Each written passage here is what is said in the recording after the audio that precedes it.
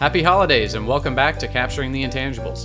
Today we bring in one of our lead recruiters to discuss technology profiles, what qualities to prioritize, and my self-contradiction of being an occasional introvert with massive reliance on personal interaction. Team dynamics are changing, and today we explore that evolution. All right, welcome into another episode of Capturing the Intangibles podcast.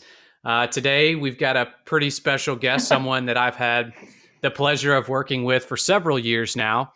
And of course, you guys know Massimo, and he's always a pleasure too, I guess. But we've got an interesting show today. If you've been listening to the previous episodes, we've been talking quite a bit, even if we're having some sort of deep technological conversation, even at the architecture level, we always seem to keep coming back to this concept of everyone being creative and what if technology helped facilitate that better and how talent might be evolving and what's the next generation workforce really look like. So we wanted to really expand upon that as much as we could. So we thought, who better than to bring Kat on, who's been working with us in the recruiting world across several of the technology areas that we represent. But Kat, why don't you introduce yourself? Sure. Hey, Catherine Lloyd, or Kat, as most people know me. I have been with Infor now almost 4 years, but I have been recruiting specifically in the technology arena for, 20 years now. So I consider myself a recruiting dinosaur and worked with a number of very large, Fortune 500 companies to help with recruiting. Yeah, that's awesome. And welcome. Thank you for joining Yeah, us. absolutely. And, Thanks for having me. You've been working with us specifically in the general or core technology for a while. So I'm just curious. I think all the positions that I've dealt with have always come through you, but I believe that you've been involved with the recruiting process for pretty much every position within our Yeah, group, right? yeah, Would it be BAs, developers, pretty much everything? yes, yeah, that's correct. Okay, Yeah. awesome. So based on that, let's just get out the gate in a hurry. What's the hardest position to recruit for? And maybe it's specific to what we do, but just in general, what do you think is the hardest position to recruit for right now and why? So I think right now that's a loaded question, to be honest. And do you want to focus just in on your team, or do you want to talk about Infor as an organization? No, let's do in general, maybe not even Infor, just like your experience in working with a lot of either it's young talent, more experienced, executive level, whatever it may be. Yeah, I would definitely say right now, the DevOps world is the biggest challenge. There's obviously very, very high demand. And the candidates know that, and they know they're in high demand. So they can really write their own ticket if they're good. That's the big thing, if they're good. I think that, through COVID, now that everybody has really been remote, um, various teams at Infor have really been open and engaged to going remote versus having a position in one specific area, which can really limit the talent pool. Especially if we're talking about a San Francisco or a Washington, D.C., or one of those locations where the price point might be a little bit higher for talent. So I would definitely say that DevOps world is definitely the most challenging right now. Right. And it's just, you're saying it's just because of the amount of demand too. It's So, the, because, yeah, yeah. yeah. Do we have the same sort of issue in just pure developers too? It's just DevOps. There's a greater talent pool maybe, or Well, I think it's the evolving of that position, right? I mean, up until 3 years ago, I don't think we really had a DevOps or a cloud engineer. It's the evolving of, someone going from a development world into this automation, into this cloud environment. I think it's very similar to back in the day when we went from being network to VoIP, right? Voice over IP and that transition. So I think that that's a lot of it too, is you've got folks that consider themselves to be DevOps or cloud, but they're not there yet, right? So it's a limited pool, but it's a high demand pool. I'm curious from your perspective, what significant changes have you seen in both the candidate space as well as the hiring criteria? Because we know demand Right. has skyrocketed and so has the talent pool. Right. So do those kind of equal each other out, or do we see really significant changes in both? So, I want to say it really depends on the level of candidate, right? That we're targeting for our particular position. But some of the things that candidates are looking for now and their next opportunities, obviously, the biggest thing I see is work-life balance. I see remote opportunity. Most folks, if they find out if it's not 100% remote, they want nothing to do with an opportunity. So that's another big thing. And then the technology that the individuals are going to be working with. I've reached out to some candidates and they've said, I'm only interested in working in this particular technology. Then I have to go back to them and ask them what technology that is. Things like Rust or Golang, some of these newer development languages. So it's an interesting challenge for sure. I would say as far as Infor is concerned, I think the demand on data scientists, DevOps, those types of skill sets are definitely picking up. Yeah, and Massimo, maybe a follow up to you on this because I'd like your perspective, and then we'll go back to Kat. Is she sort of mentioned about how important it is to be a remote worker? Now, I consider myself still to be, a fairly younger part of the workforce still. Maybe I am, maybe I'm not, but um, I used to think that was so critical too, and I think that flexibility is definitely needed, especially in today's world. But there's something about it kind of speaks towards the culture of our team, I think, Massimo, because we just really enjoy being around each other, and that makes us a better team, I think. Yeah. What's your perspective? Do you think, Massimo, that there is that is such a big deal, or something that we're going to be looking at more? Is that we have to just be willing and accepting that we're 100% remote? Yeah, I think that's with the pandemic that has accelerated that, right? So people want to be remote. But I think after the pandemic, we're going to go back to, yes, I'm actually remote. Default, I'm remote. But at the same time, I want to meet my team to have some really creative, sessions in terms of, a design or a new architecture or a new product that I want to build. That creativity, it will be still in person, because I believe that that's more tangible, that's more creative than doing that remote. Once that is done, everybody can go back to their homes, and work from there. I would have to say that not a lot of people have the luxury to have a very nice home office, so even going from buying a new home, the house market is also skyrocketing. At least here in Europe, people are actually escaping the big cities and going to a countryside, because they say, oh, now I can live in countryside in a nice bigger home because I'm working remotely, and if I have to fly in for a couple of times a year for some design sessions, yeah, that's totally acceptable that I have 2 hours with a car going or train going to the airport. So, and what Kat was saying about the DevOps, you have this everybody's building cloud software, right? And everybody's building on AWS, Azure, Google. And so if you are the DevOps engineer that knows the three clouds, and you can do AI as well, you are the king or the queen. Right. So Yeah. that's really, you are the top, that everybody wants you in the team. And yeah, and the other thing shift, talking about DevOps, if you would come out of school and forget about you have to decide, do I want to make quick money, or do I want to have a very good balanced career where I learn a lot? And DevOps is actually bringing both together. I can Yep. learn a lot and I can make a lot of money. So the choice is really, there is no choice. You got to do it. Instead of saying, should I build an app or should be a DevOps? Yeah, Yep. when you build an app, you can learn a lot, but probably you're not going to make money like a DevOps engineer.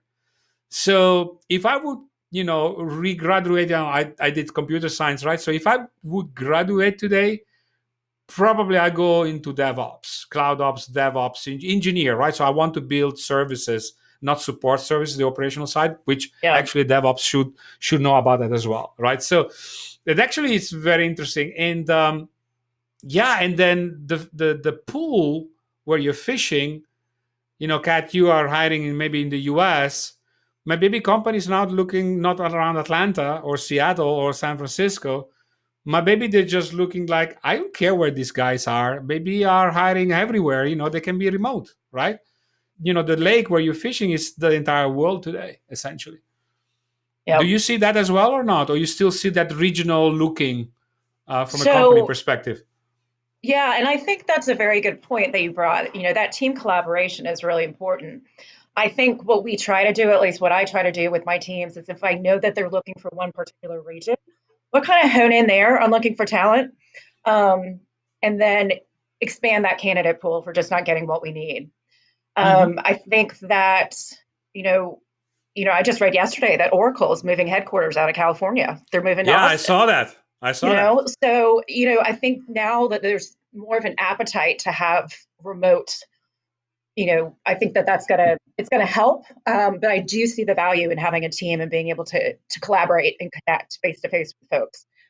As far as students coming out of school, I definitely, like, if my son was going to college tomorrow, I would suggest him going into DevOps, DevOps. well, or AI, because that is definitely where things are trending. So, and I'm starting to see more and more candidates that have multi flavors of cloud environments, between the Azure and the AWSs of the world. Um, and they're usually okay with being ambidextrous between the two platforms. Hmm. So, it's interesting, and some candidates want to do stronger operations versus the development and the operations Sure, side. So it's just sure. finding that right balance and that right fit. Well, I have a question for you. So, I mean, I started, almost 30 years ago, right? So, in the classical way, go to the office every day, 8 to 5, 8 to 6, Right, and the onboarding, yeah, was easy because I was physically in the office and you had a mentor, and after 2, 3, 4 months, you pretty know what you're doing, right? So, and you right. just into the flow almost. How do you onboard remote? Because I would be very scary to start a job on my home office here and I have no clue, what really is happening around me, right? In a virtual world.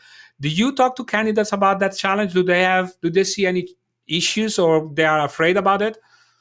So I can speak from my own experience because I started 100% remote. And I know on Oh, my first wow. day, so I know on my first day with Infor, I'm sitting here going, do I have a job? Because I didn't get my laptop. So I'm like, do I have a job? Do I not have a job? So it definitely is very, very, very different. I would say we have gotten better as an organization at onboarding remote employees. Hmm. Usually they're getting their equipment by the day before they start. So usually on a Friday, they get their equipment and all their information. Um, and then it's been pretty straightforward. Most of the folks I've talked to said it's been a very smooth process. As far as working with HR, we ensure that the hiring managers have connected with them, training, orientation. So I think as long as you have that equipment, you feel better. I think if Yeah. you don't have that equipment and you're starting, it's like, okay, what's happening? Yeah. So it's Yeah, definitely an interesting absolutely. experience.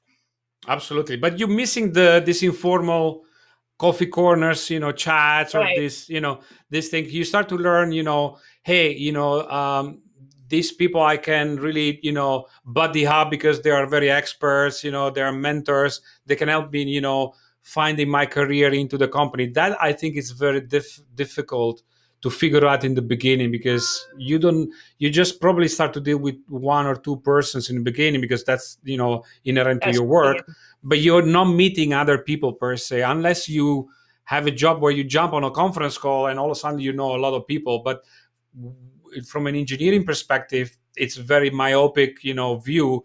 While maybe Right. if you're on board a product manager, then probably the product manager will be already in conference call with a lot of people, and then you start to build up your network essentially, right? Yep. Yeah, but even from that perspective, Massimo, because I'm actually really struggling with this because technically I'm moving away from product management slightly, but I've been in product management for the last 8, 10 years. I struggle with, even though I'm on conference call after conference call after conference call, it's not the same.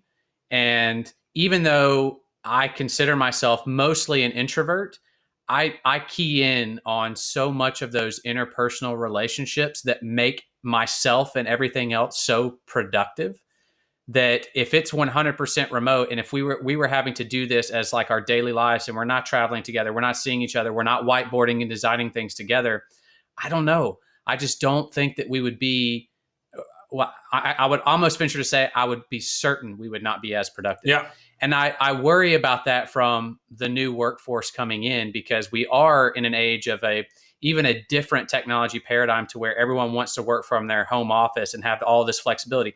That is great. But I worry that's going to hurt a lot of individuals in their long-term careers, because it teaches you a lot of bad habits. Those relationships really, really matter, even though sometimes you hear this old saying that you have to separate, your friends and work and relationships and work and all this stuff. I wholeheartedly disagree with that. Yeah. And maybe I'm wrong here, but that I've been really struggling with that, even as an introvert, usually myself. Maybe I don't know. I bounce between being an extrovert and introvert, but still that I have that introvert quality. You would think that I would like the remote working, and I actually don't. I really don't. I like the flexibility, but I don't. Yeah, I think if after the pandemic we just go back on the remote, and we won't have the opportunity to have these creative sessions, I think almost I'm not gonna like my job anymore. It's almost like that, right? So because that was part of enjoying the job, the creativity, the design, the team together, figuring out, inventing things. That's really what was really part of having a very nice and very, a job you like, essentially. Right, right.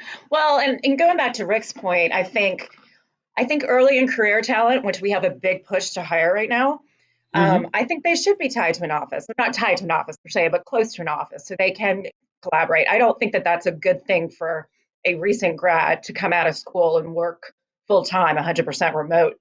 I will tell you, Rick, I struggle with that too. I mean, before joining Infor, I was with WorldPay, and I was going into an office 5 days a week, but I was also sitting in the car 4 hours a day round trip. Oh, wow. And yeah, yeah. And I miss that because I am pretty much 100%. And I do miss that interaction with my colleagues. And I mean, just putting on real clothes, right? Not being in Mm-hmm. sweatpants all the time. So that's one thing that I definitely get into with candidates to ensure that they're fully comfortable. I think if you're a more senior talent, you're going to be better at it than somebody coming right out of school, for sure, because it's a very different environment. Mm-hmm. Mm-hmm. Yep, makes total sense.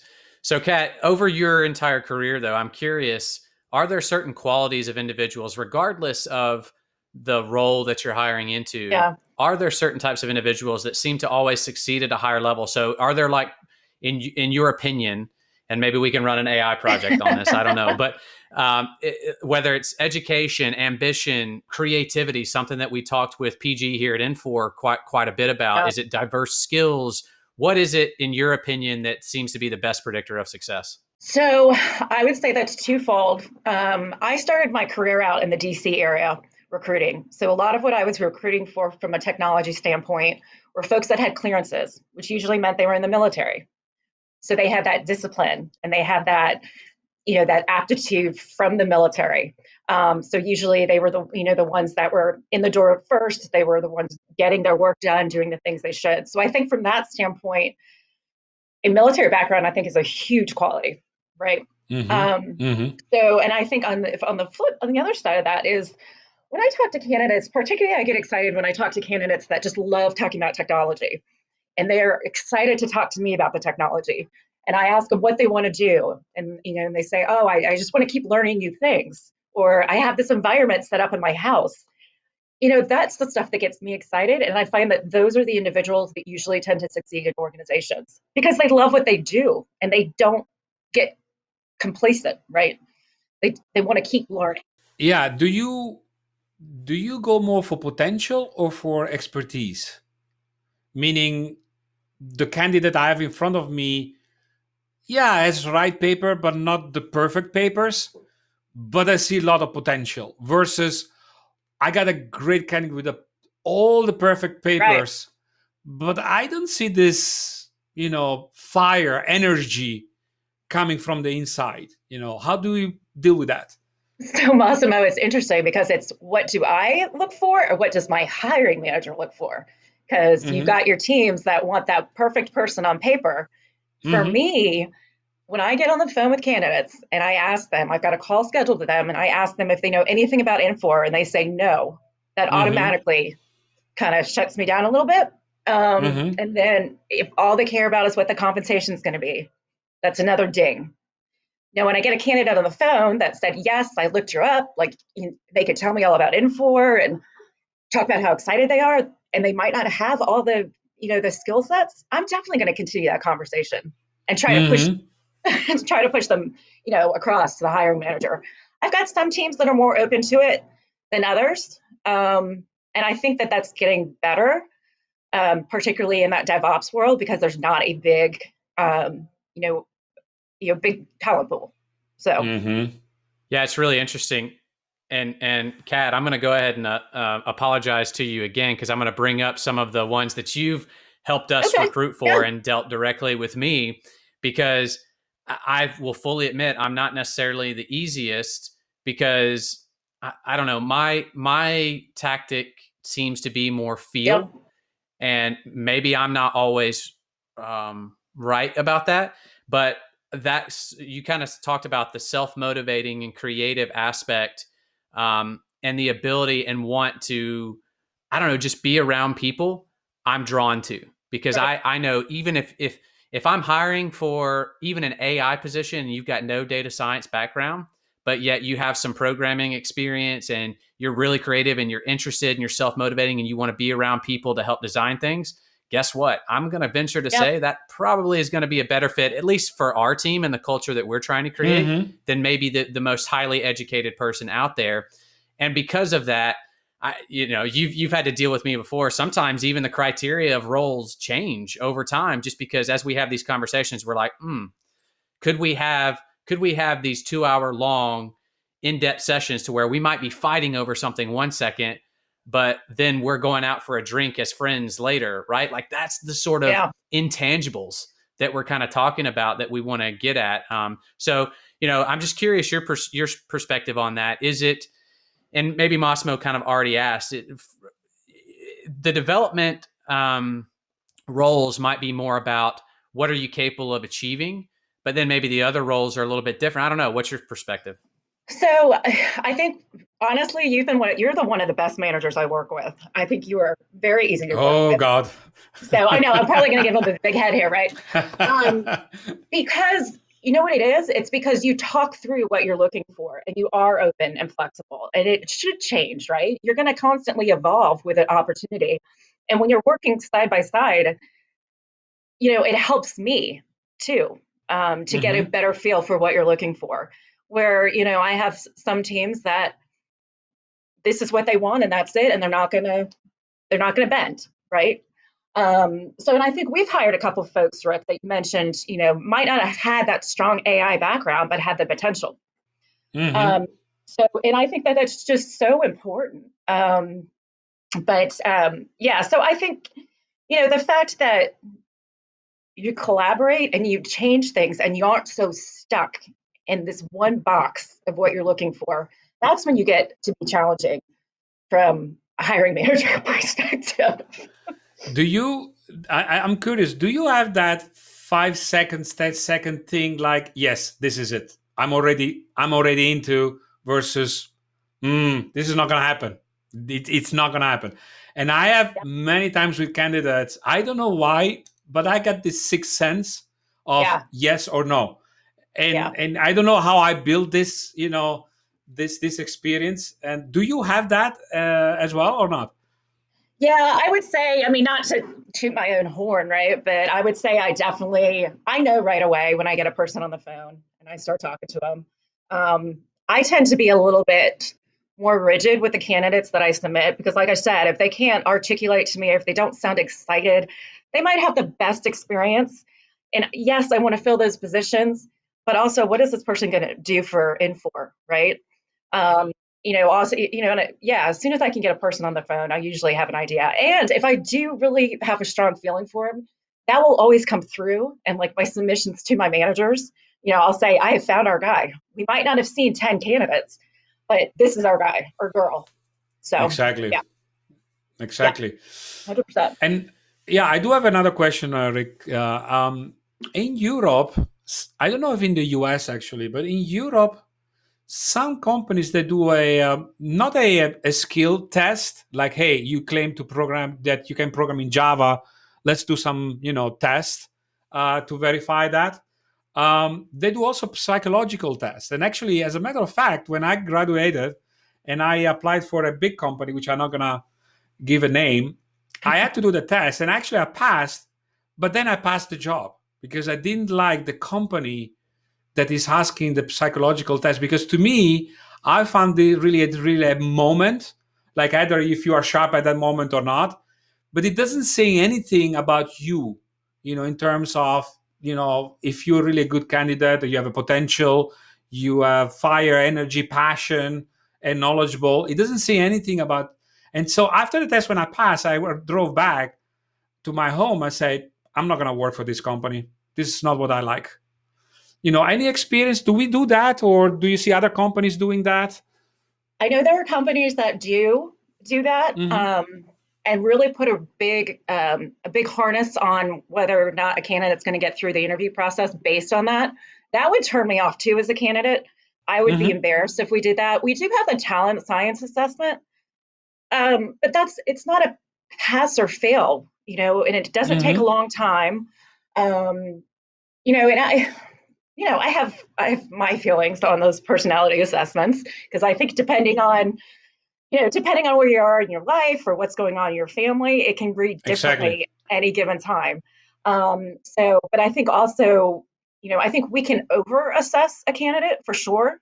Multiple, technical assessments, and then you've got the talent science assessment, and now we're going to start integrating MBM principles as well. And then, so there's a lot of stuff there, but that's a lot for a candidate, especially when you're talking about they're interviewing for 6 different, positions. Mm-hmm. Um, so I think as streamlined as we can make it, and I think Rick knows what he wants to hire. So it just depends on who's hiring who. Mm-hmm. Absolutely. The ones that I have seen, and in fact, the ones that we even do with Infor, I think they are a little bit different, and I actually really appreciate them as a hiring manager. Not from the fact of we're certainly not doing like some sort of Right. psychological assessment. That's not the case. It's trying to capture that motivation and qualities about a candidate that you may not get no matter how many times we have 10 different meetings with them to get a really good feel.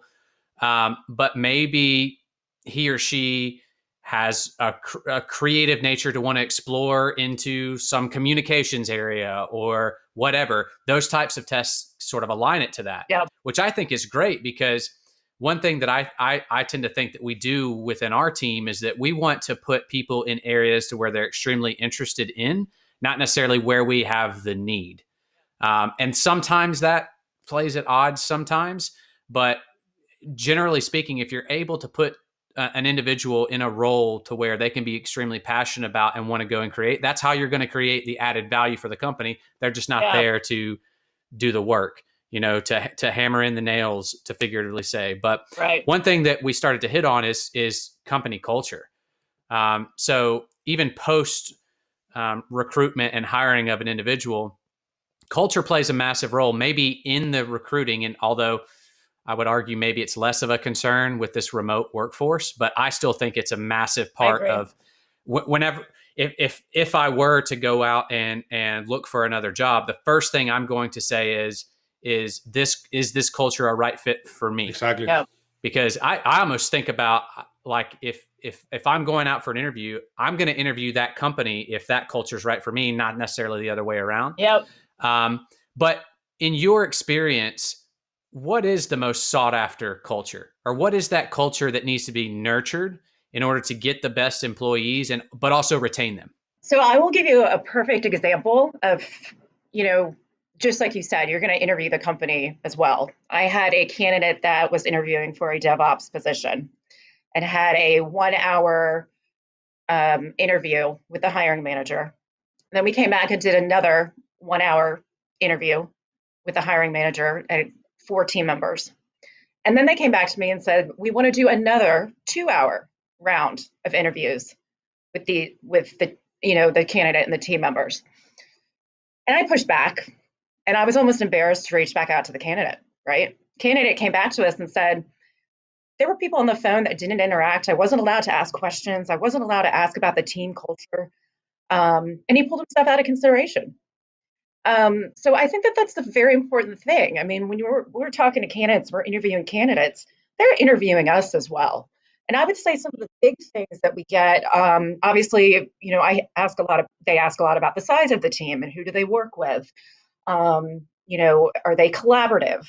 A big thing for me when I'm talking to folks too is, and I say this to candidates all the time when I'm talking to them, I'm not a big company girl per se. I worked at WorldPay and I've worked at LexisNexis and some other startups.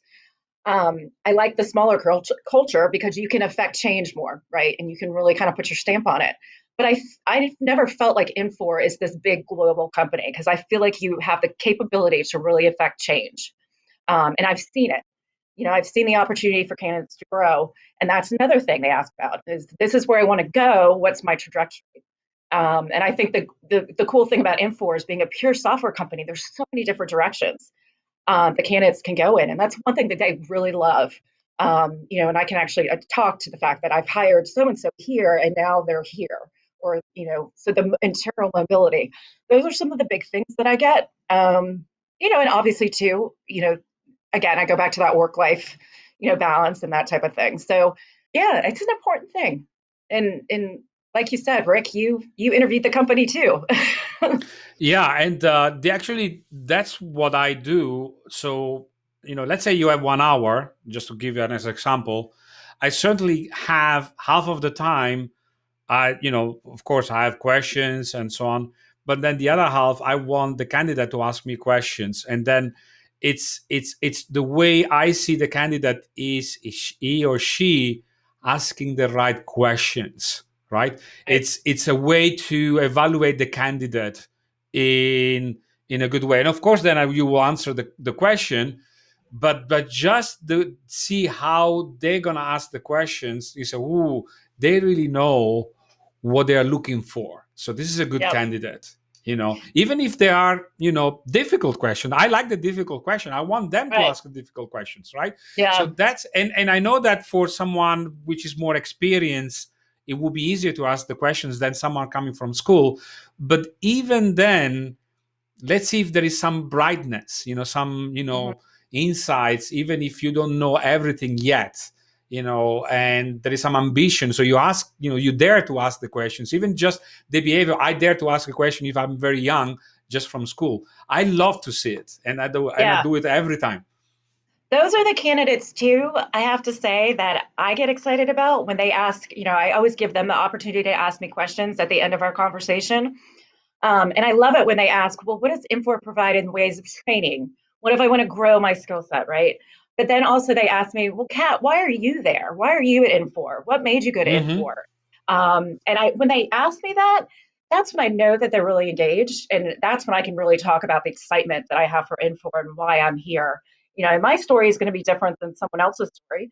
But for them to understand and get that excitement. So yeah, I think it's an important thing. And I tell them too, I said, if you don't have any questions for me, it's okay. It's not a trick question. But I just want to Mm-hmm. make sure that I've answered everything that you want to know, at least on the front end. Absolutely. Until they ask Absolutely. me about like coding, and I'm like, I don't know, that's gonna be the hiring manager. Yeah. So It's really interesting, and this is going to lead into my last question, probably, Kat, is what Massimo is kind of highlighting is we want to be challenged, right? It's not a cliche thing to say. Everyone on my team already is, but I want people smarter than me. And maybe that's Yeah. not hard to do, but I like to consider myself, I'm scrappy. That's my skill set. I'm diverse and scrappy. But you want people on your team that are going to elevate everyone around them, including their managers. Mm-hmm. So they can be highly intelligent, but it's really that aspect of willingness to challenge things. But here's the kicker: a lot of people can challenge, a lot of people can argue.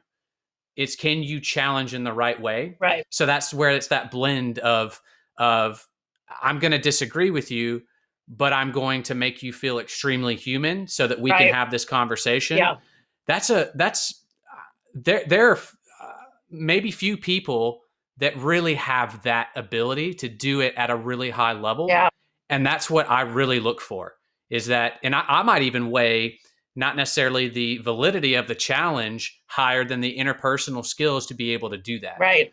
And I think that creates such a good environment. Yeah, and unfortunately, you see, in many environments where, unfortunately, you see that A players hire A players or A plus players, and they are not afraid to have smarter people in the team. They don't feel afraid or threatened to it, because it's very good. B players, you want them to become an A player, but when you have C players, B players, managers, they feel threatened by the A players. Then they hire C and D players, and that's what you see a lot of times. And then the challenge is coming with negativity and toxicity, and that's the way, the smoke and mirror, to create that, and then to hide really that you are a B player or a C player, you're not an A player. That's how people manage in this way. So I, like you said, Rick, we have much smarter people in our team than we are, and I love it. I really love it. Thank God. Thank God that we have it. And not like us, they augment, they complete the team skill set. If I hire people that knows what I know, then there is no point. I hire people that for the things I don't know, and then they can help me, and help the team and the product and the company to be successful. Yeah. But you don't see these behaviors every time in other teams, unfortunately. Well, and when I tell people too, hiring managers, when I go out to start my initial recruitment, I don't put so much weight on applicants applying directly, because I think if you're a very skilled, good candidate, you're not actually going out and applying directly. I mean, speaking from experience, I've never applied directly to any jobs. It's all through networking and knowing folks, right? So I tend to go out and source all of my candidates myself, because those are going to be your A players. They're the ones that aren't necessarily looking for jobs, but maybe I can entice them with our cutting edge technology and what we're doing here, right? But I see it all the time, hiring managers that get intimidated, or, teams that interview candidates. And I think that they get intimidated by the candidate coming in saying, oh, this person might take my job. Exactly. Exactly. Yeah. And you should always be challenged. I think what Rick, you were saying with regards to challenging, but doing it in the right way, but also being able to accept challenges back is really important. Absolutely. Being able to say, I have no problem challenging Joe. I think he gets annoyed with me sometimes, but, and vice versa. I think that's so incredibly, especially from a strong team. So yeah, 100% agree. Yeah. So maybe closing thoughts, Kat. I'm curious. So if you had to pinpoint one quality, one thing that companies should prioritize in looking for candidates, what is that one thing? Is it attitude? What is it? I think it's hunger. I mean, I think it's it's enthusiasm. You can always tell if a candidate really loves what they're doing and wants to grow at it, right? So I think that that's the number one thing, because if you don't have that drive, and I guess that's probably hard to interview for, but you can pick up on things when you're talking to candidates and really understand. I think I mentioned earlier the example of, oh, well, in my home AWS environment, I've got these applications running, or I've got this technology, or I've got this environment running in my my home network, and then asking too about what technologies we're using, and then what they can learn while they're at an organization. I think if that, the hunger, and I think that's a really big thing. Awesome. I think that's awesome. Totally agree. The hunger cannot intimidate, right? Like, and that's what unfortunately we see sometimes. Not with us, but it can. And that's an unfortunate kind of loop that we get into, that I would definitely say we need to avoid. But to the audience, thanks again for listening in on today's episode of Capturing the Intangibles. Be sure to rate and subscribe on the YouTube channel. Leave us a note for any sort of topics that you're interested in, and we'll see you next time. And Kat, really appreciate it. Thanks for having me. And we'll bring you on again sometime soon. Yeah, for sure. Thank you. Take care.